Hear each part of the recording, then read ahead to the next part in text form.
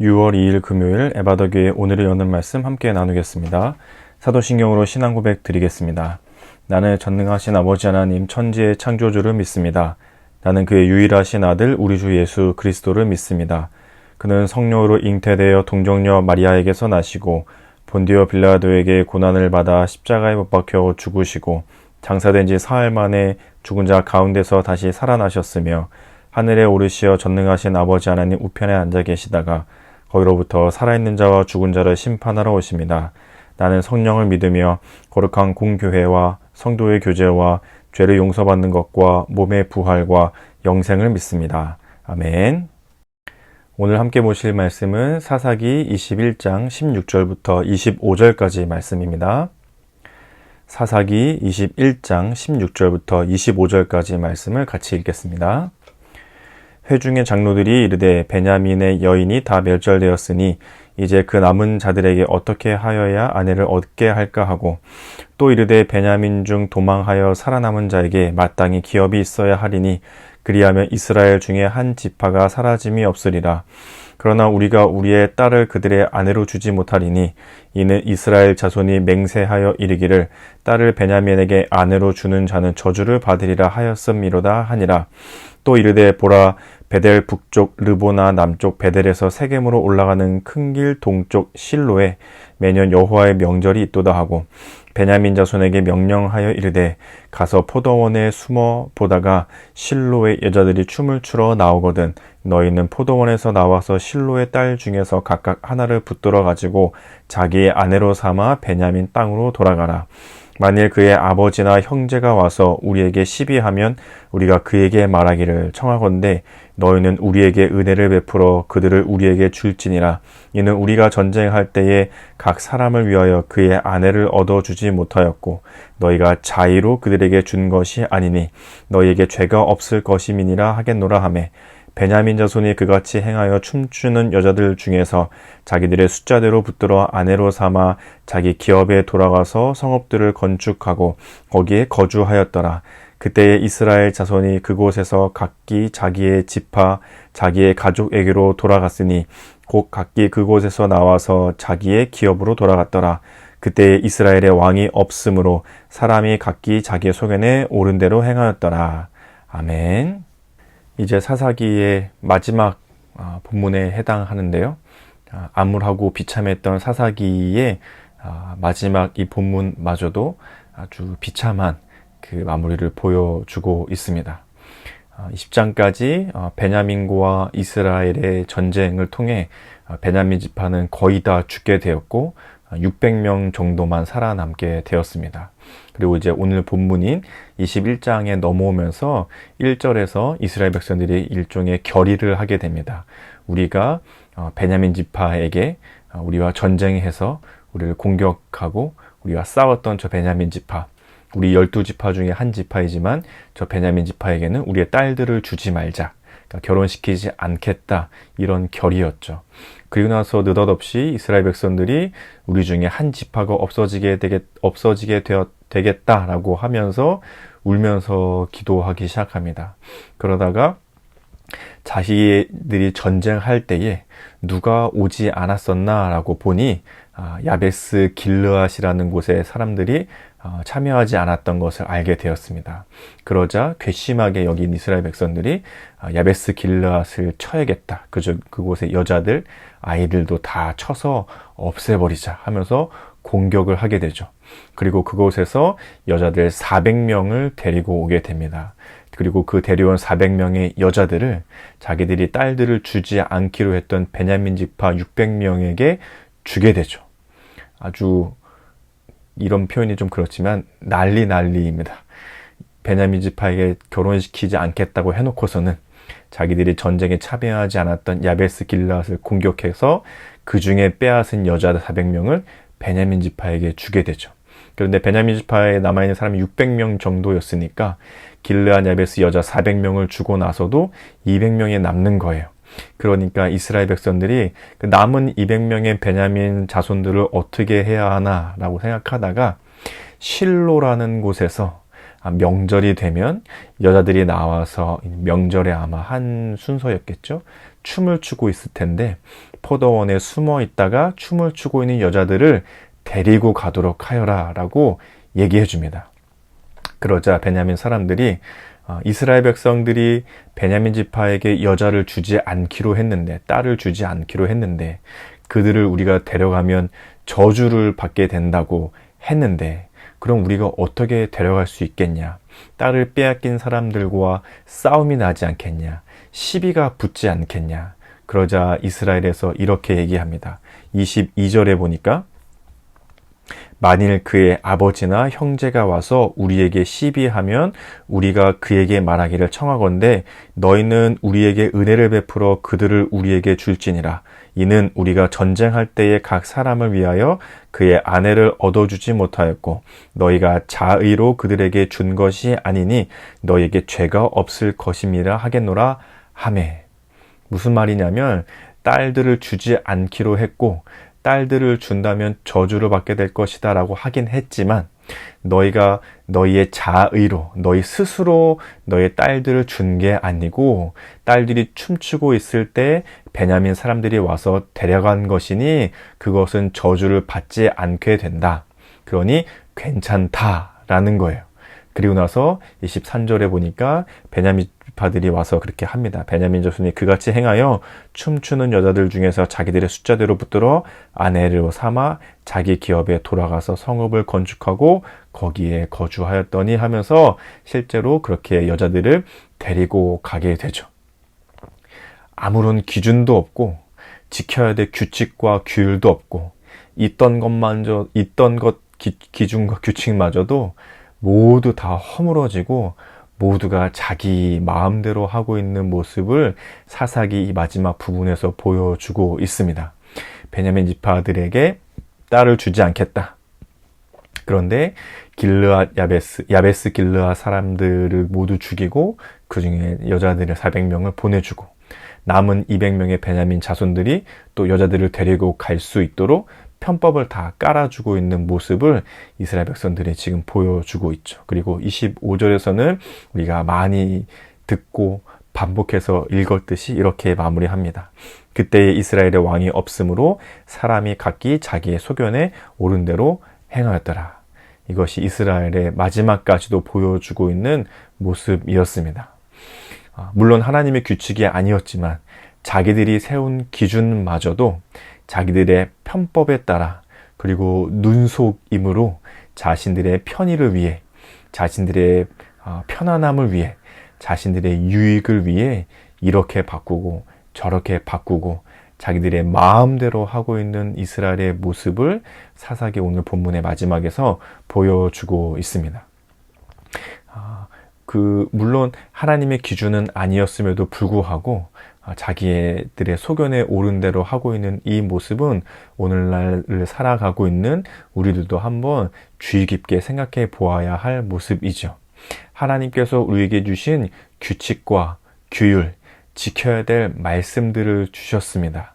그런데 우리는 때론 그것을 편법으로 사용하고 눈속임으로 대충 넘어가거나 혹은 그것을 정직하고 성실하게 살아내기보다 대충 얼버무리고 넘어가고 내 유익, 나의 편안함을 위해 넘어가고 있지는 않은지를 한번 살펴보아야 하죠.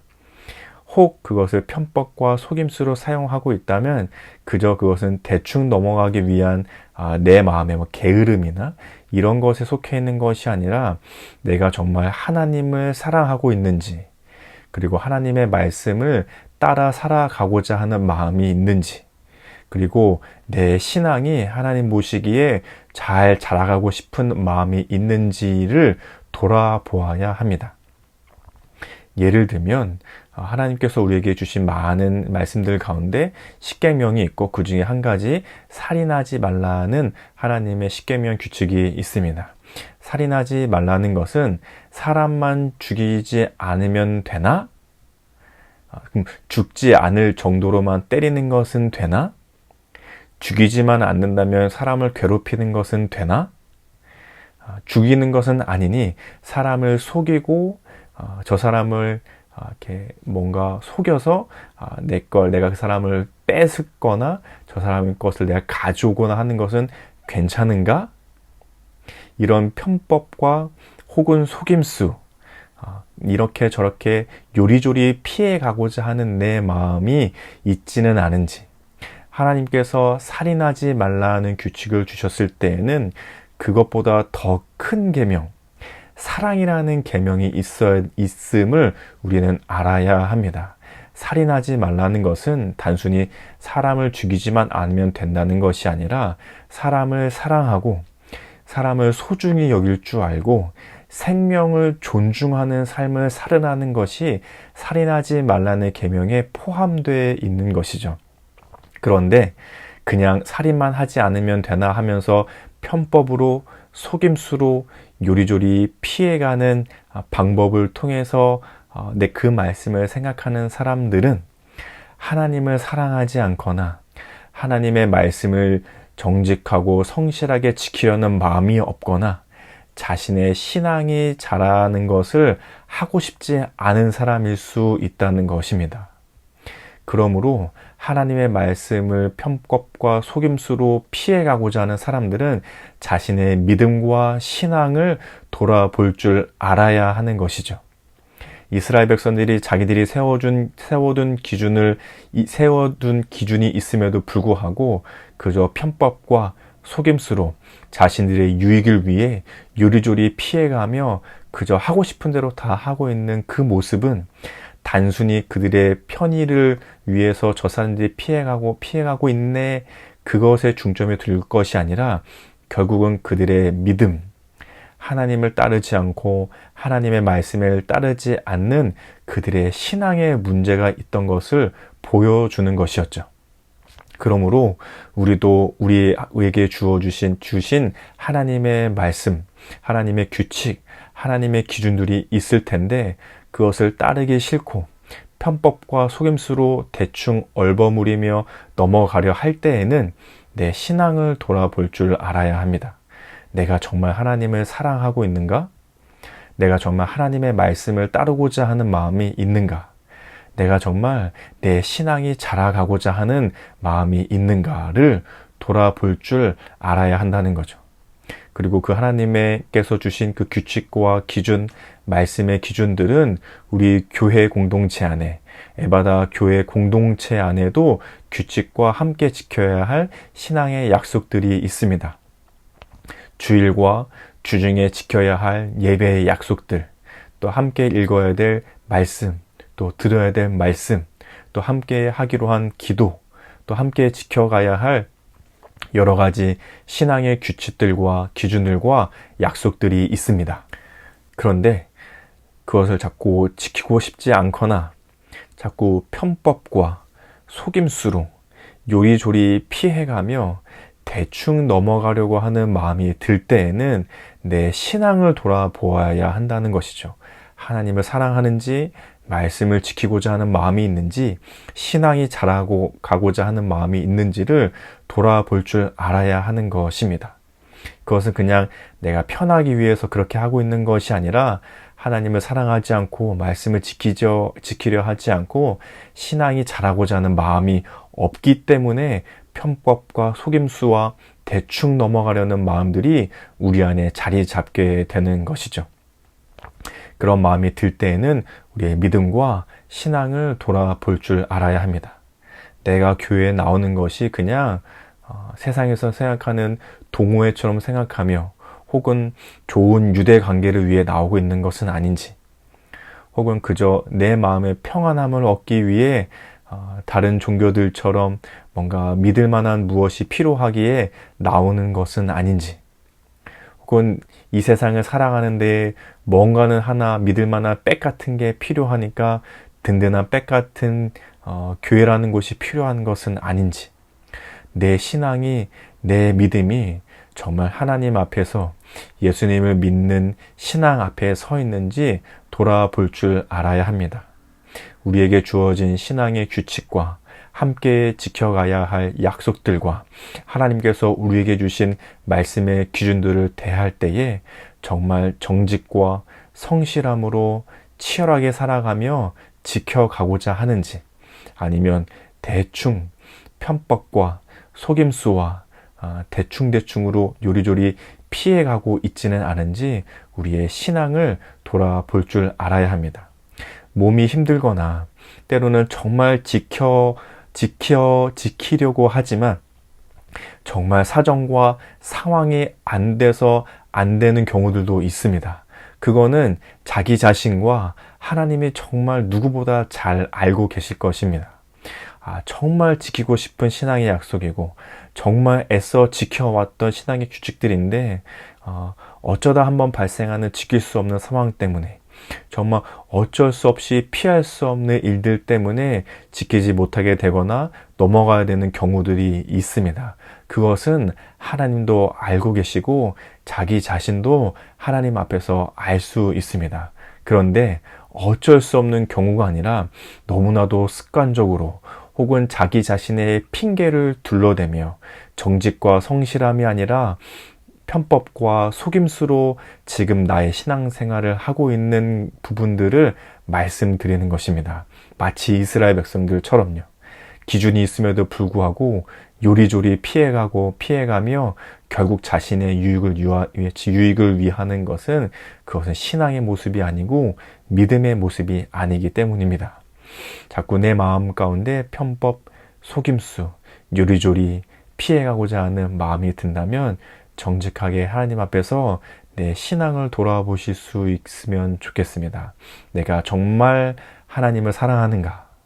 그리고 그분의 말씀을 지키고자 하는 마음이 있는가?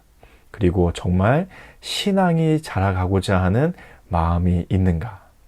그 모습을 돌아보며 오늘 하루도 말씀을 따라 살아갈 수 있는, 내가 지켜야 될 말씀을 꼭 실천하며 함께 지켜가야 할 공동체의, 에바다 교회 공동체의 신앙의 규칙과 약속들을 함께 지켜가기 위해 애쓰는 하루가 되실 수 있기를 예수님의 이름으로 축복합니다.